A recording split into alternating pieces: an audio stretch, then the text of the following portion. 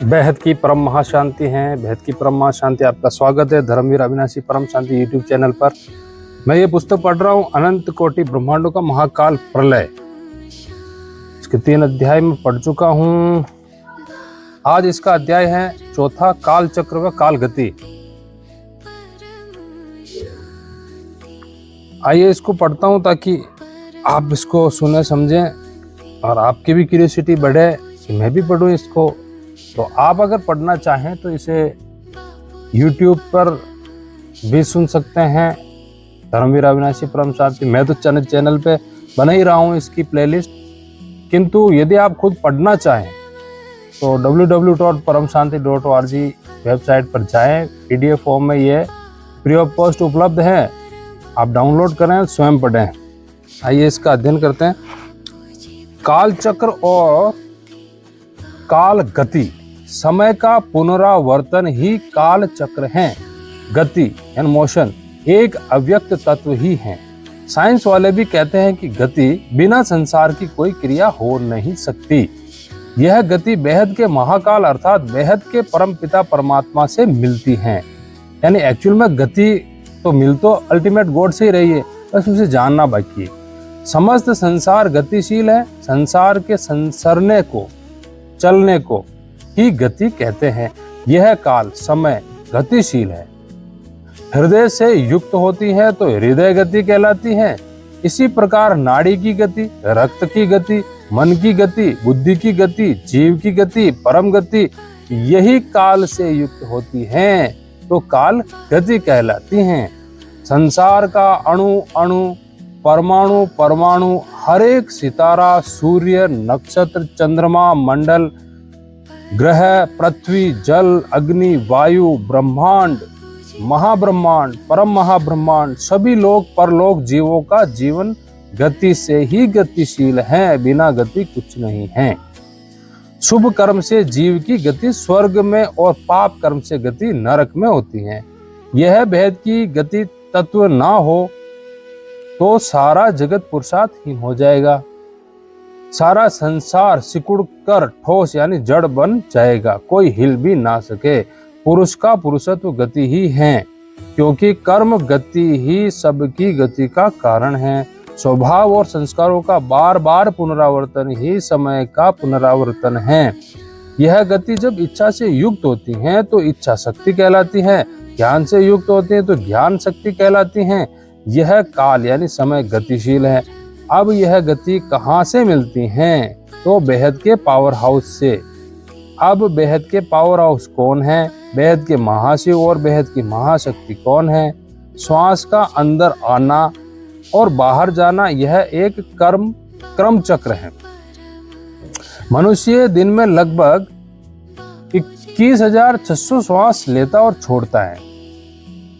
इसी क्रम में उसकी रात पूर्ण हो जाती है। काल श्वास से अभिन्न है, क्योंकि काल श्वास की अवधि बनकर श्वास के साथ ही अंदर जाता है, फिर श्वास के साथ ही बाहर आता है।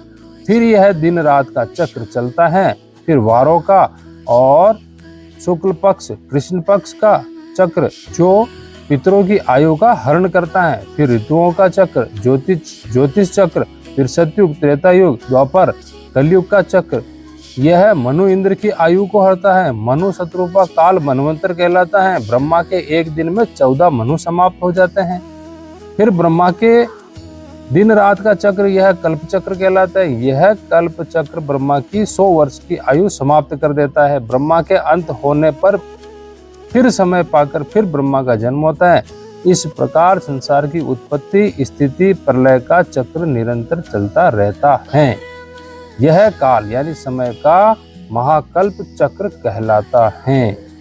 जन्म, जवानी, बुढ़ापा, मृत्यु का पुनरावर्तन ही काल चक्र है। जन्म, जवानी, बुढ़ापा, मृत्यु का पुनरावर्तन ही काल चक्र है। शुभ कर्म से जीव स्वर्ग में जाते हैं, पाप कर्म से जीव नरक में जाते हैं, फिर लौटकर इसी लोक में आते हैं। यह चींटी से ब्रह्मा तक सब का पुनर्जन्म सिद्ध करता है। इस काल चक्र में कोई भी नहीं बच सकता। यही बेहद के भगवान भगवती की स्वभाव शक्ति यानी योग माया बनकर अणु अणु में प्रकट होकर समस्त जड़ चेतन पदार्थों, जीव, शरीरों, लोकों तथा परलोकों का निर्माण करती हैं। यह वैज्ञानिकों की अंध शक्ति नहीं है, यह बेहद के महाकाल और महाकाली की पूर्ण ज्ञान से युक्त शक्ति, क्रिया शक्ति हैं। यह सभी जड़ चेतन पदार्थों, जीवों के स्वभाव के रूप में दिखाई देती है। जो भाव बार बार प्रकट होता है वह स्वभाव बन जाता है। स्वभाव काल, समय के अधीन होता है। यह स्वभाव चक्र ही काल चक्र है। यह गति जब श्वास से युक्त होती है तो श्वास गति कहलाती है, हृदय से युक्त होती है तो हृदय गति कहलाती है। इस स्वभाव से हमारा वायुमंडल बनता है। इस वायुमंडल से हमारी प्रकृति यानी शरीर की रचना हुई है। यह स्वभाव चक्र यानी वासना चक्र काल अर्थात समय का चक्र है। इस हद और बेहद के काल चक्र को काटने के लिए, समाप्त करने के बेहद के परमपिता परमात्मा साकार रूप में धरती पर आ चुके हैं।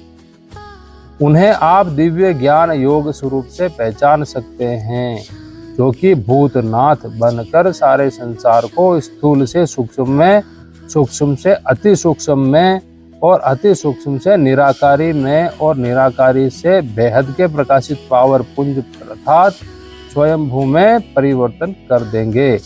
यह बेहद के भगवान भगवती दिव्य विमान द्वारा दिव्य स्वरूप प्रदान करके बेहद की मुक्ति और जीवन मुक्ति देकर अपने दिव्य नयनों में बिठाकर इस मृत्यु लोक से बेहद के अमर लोक में ले जाने के लिए साकार में आए हुए हैं। पहचान लो, आप भी आकर बेहद के माता पिता के संकल्पों को साकार करके विश्व कल्याण अर्थात विश्व परिवर्तन के कार्य में सहयोगी बनकर अपना भाग्य बना सकते हैं। आइए, आपका स्वागत है। काल का विभाजन। जैसे एक अव्यक्त आत्मा अनेक जीवात्माओं में विभाग सा हुआ है। एक अनादि संकल्प से अनेक संकल्प बने हैं।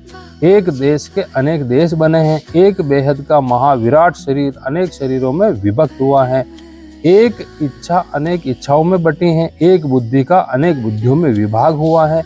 एक मन अनेक मनों में विभक्त हुआ है। इसी प्रकार काल अर्थात समय भी परमाणु से परम महान तक अनेक कालों समयों में विभक्त हुआ है। इसी प्रकार एक बेहद का महाविराट स्वरूप अनेक शरीरों में विभक्त हुआ है। वेदांत दर्शन में भी कहा है कि परम ब्रह्म को भी इच्छा हुई कि मैं एक से अनेक हो जाऊं। परमाणु सबसे सूक्ष्म है, जिसका यह अंश है उसे परम महान अर्थात पर ब्रह्म कहते हैं। देखें परलोक पुनर्जन्म नया पेज नंबर 151 पुराना 231। सत्युग की आयु बता रखी है, देखो इसमें परम शांति। सत्युग की आयु 17,28,000 मानवीय वर्ष। त्रेता की आयु 12,96,000 मानवीय वर्ष। द्वापर युग की आयु 8,64,000 मानवीय वर्ष। कलयुग की आयु 4,32,000 मानवीय वर्ष। चतुर्युग चारों युगों की मिलाकर के 43,20,000 मानवीय वर्ष। मनुष्यों के 360 वर्ष, देवताओं का 1 वर्ष। जब मनुष्यों के यहाँ धरती पर 360 वर्ष पूरे होते हैं, जब देवताओं का 1 वर्ष होता है। मनुष्यों का 1 वर्ष होता है, जब देवताओं का 1 दिन होता है। सत्युग की आयु 4,800 देवताओं के वर्ष। त्रेता की आयु 3,600 देवताओं के वर्ष। द्वापर की आयु 2,400 देवताओं के वर्ष। कलयुग की आयु 1,200 देवताओं के वर्ष। एक चतुर्युग की आयु 12,000 देवताओं के वर्ष। हाँ, इसको देवताओं के वर्ष से बताया हुआ। सतयुग, आइए समझते हैं सतयुग के बारे में। सतयुग में कल्प वृक्ष होते थे। कल्प वृक्ष के नीचे बैठकर जो इच्छा करते थे वह अपने आप मिल जाता था। कल्प वृक्ष से मध निकलता था, वह खा लेते थे। पृथ्वी सतो प्रधान थी, हरियाली थी। कई मील तक पैदल चल सकते थे क्योंकि आत्मा में सूक्ष्म शक्तियां थी। सतयुग में ब्राह्मण होते थे। सुखी जीवन था, इंद्र का राज्य था। सोमरस पीते थे, सुंदर सुंदर बाग बगीचे थे, आयु लंबी होती थी। पृथु राजा ने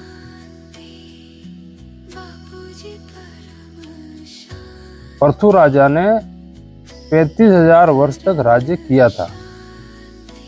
ऋषि मुनि, तपस्वी, योगी वे महात्मा पुरुष तपस्या करके ऊपर के लोकों में जाते थे, तपस्या करके वापस ऊपर चले जाते थे। महर लोक में जहाँ सप्त ऋषि व महर्षि आदि निवास करते हैं, जिनकी आयु 1 कल्प होती है, और अधिक तपस्या करके जनलोक में चले जाते थे, जहाँ पर ध्रुव है। ध्रुव ने 10,000 वर्ष तक राज्य किया था। जनलोक में सनकादि जो ब्रह्मा के मानस पुत्र हैं निवास करते हैं। ऐसे मनुष्य रहते हैं जिनका शरीर अपने ही तेज से प्रकाशित होता है। वे और तपस्या करके तप लोक में जा सकते हैं, जहाँ विराज नाम के देवता देह रहित रहते हैं, जो मृत्यु से मुक्त हो जाते हैं। उनको कोई भी संताप नहीं होता। वे मुक्त जीवन में प्रसन्नचित्त रहते हैं, और अधिक पुरुषार्थ करके वे सत्यलोक यानी ब्रह्मलोक में चले जाते हैं। वहाँ उनकी अलग अलग अवस्था होती है, जहाँ वे ब्रह्मा समान होने का पुरुषार्थ करते हैं। वहाँ ब्रह्मा से ब्रह्म ज्ञान लेकर ब्रह्मा समान हो जाते हैं। ब्रह्मलोक से फिर विष्णु लोक में चले जाते हैं, और अधिक पुरुषार्थ करके शिवलोक में चले जाते हैं। शिवपुरी से और पुरुषार्थ करके निराकारी वतन यानी परम धाम में निराकार बिंदु के रूप में बन जाते हैं। वहां पर भी अलग अलग स्टेज में आत्माएं निराकारी स्वरूप में रहती हैं। जैसे लोमस ऋषि की आयु ब्रह्मा के 15 वर्ष के बराबर थी, है ना। लोमस ऋषि की आयु ब्रह्मा के 15 वर्ष के बराबर थी। 15 वर्ष मतलब 5,400 कल्प। एक कल्प का दिन रात मिला तो 8 अरब 64 करोड़ मानवीय वर्ष। मार्कंडेय ऋषि की आयु ब्रह्मा के 7 दिन के बराबर थी। मार्कंडेय ऋषि की आयु ब्रह्मा के 7 दिन के बराबर थी। 7 दिन मतलब 7,000 चतुर्युग। एक चतुर्युग बराबर 43,20,000 मानवीय वर्ष। तो आइडिया लगाओ। परम धाम में निराकारी शरीर में स्थित हो जाती हैं। परम धाम में निराकारी शरीर में स्थित हो जाती हैं। वहां पर भी वे अलग अलग स्टेज में होती हैं। यदि वे ऊपर से नीचे के लोकों वालों को देखना चाहें तो देख सकती हैं। यदि वे संकल्पों में बातचीत करना चाहें तो कर सकते हैं। लेकिन नीचे के लोकों वाले अपने से ऊंची स्टेज वायुमंडल के लोकों वालों को नहीं देख सकते, और ना ही वह बातचीत कर सकते हैं। यदि वह भी पुरुषार्थ करें तो ऊपर के लोकों में जा सकते हैं। यदि ऊपर के लोकों वाले अपनी मर्जी से नीचे के लोक वाले को ऊपर के लोक में बुलाना चाहें तो बुला सकते हैं और बातचीत कर सकते हैं। जैसे हम किसी व्यक्ति को टेलीफोन करें तो उसकी मर्जी पर निर्भर है कि वह उठाए ना उठाए, वह बातचीत करे या ना करे। ऐसे ही ऊपर के लोक वाले भी अपनी मर्जी पर निर्भर हैं। ऊपर के लोकों में भी ज्ञान के केंद्रों के आश्रम बने हुए हैं। इन ज्ञान केंद्रों में तपस्वी मुनि, महाज्ञानी, सिद्ध गुरुओं आदि का वास है। शरीर छोड़ने के बाद जिन्होंने मृत्यु लोक में वेदों शास्त्रों का अध्ययन किया है या आध्यात्मिक विकास किया है, ऐसे व्यक्तियों को ऊपर के लोकों के ज्ञान केंद्र से आध्यात्मिक विकास के लिए ज्ञान मिलता है। वहाँ के लोकों में वैचारिक क्रिया से ही ज्ञान दिया जाता है, संकल्पों से। वहाँ एक क्षण में आत्मसात हो जाता है, क्योंकि 3 तत्वों वाली आत्माओं में दिव्य दृष्टि आ जाती है। जिन्होंने यह मृत्यु लोक में ब्रह्मांडों का और परम तत्वों का ज्ञान लिया है, जितनी अधिक लगन से यहाँ ज्ञान लिया है, ऊपर भी वह ज्ञान जल्दी ही समझ जाते हैं, क्योंकि 3 तत्वों में दिव्य दृष्टि से ही आत्मसात हो जाता है, और वह ऊपर के लोकों में जाकर सुखी जीवन व्यतीत करते हैं। फिर सप्तलोक से विष्णु लोक में, विष्णु लोक से शिवलोक में, और शिवलोक से परमधाम में निराकार स्टेज में बिंदु रूप हो जाते हैं। वहां पर भी आत्माएं अलग अलग स्टेज में रहती हैं। यदि वे चाहे कि जन्म लेना है तो धरती पर आकर जन्म ले सकती हैं। त्रेता युग, त्रेता युग में अनेक प्रकार के फल फूल आदि अपने आप ही हो जाते हैं। यहाँ पर क्षत्रिय वर्ण होता है। यहाँ पर आत्मा में सूक्ष्म पावर होता है। पैदल चलते हैं। राम का जन्म त्रेता के अंत में हुआ था। राम ने 11,000 वर्ष तक राज्य किया था, जहाँ पर फल फूल आदि खा लेते हैं।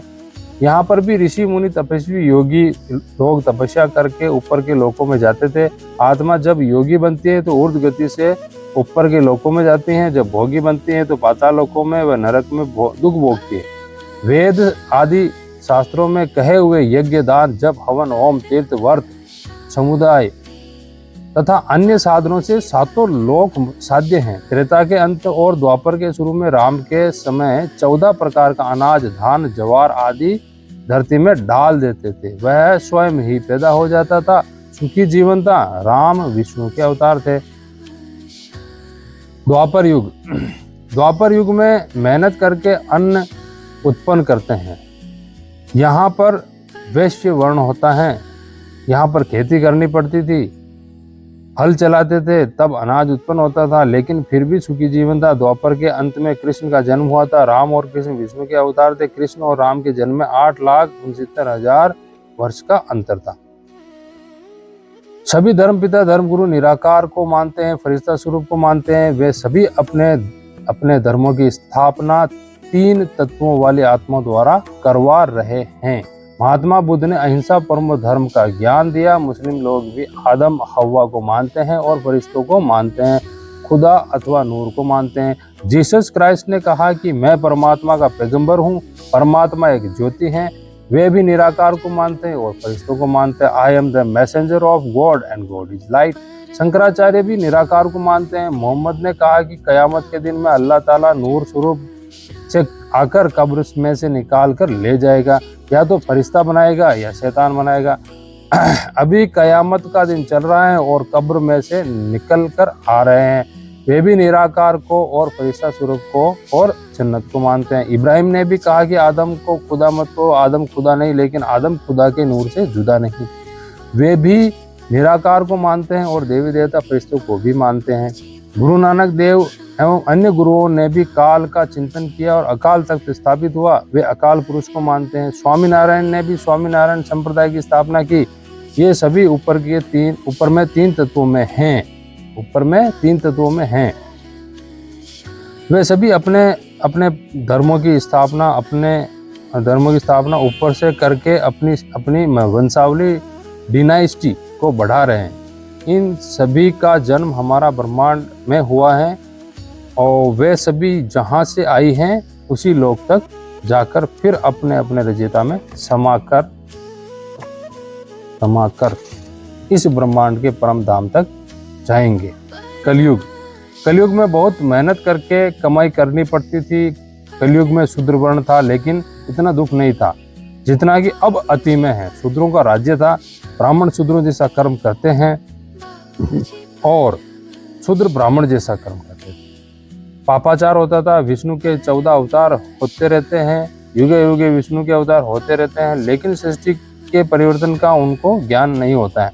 सभी धर्मपिता धर्मगुरु आदि निराकार को मानते हैं और फरिश्ता स्वरूप को मानते हैं। शंकराचार्य भी निराकार को ही मानते थे।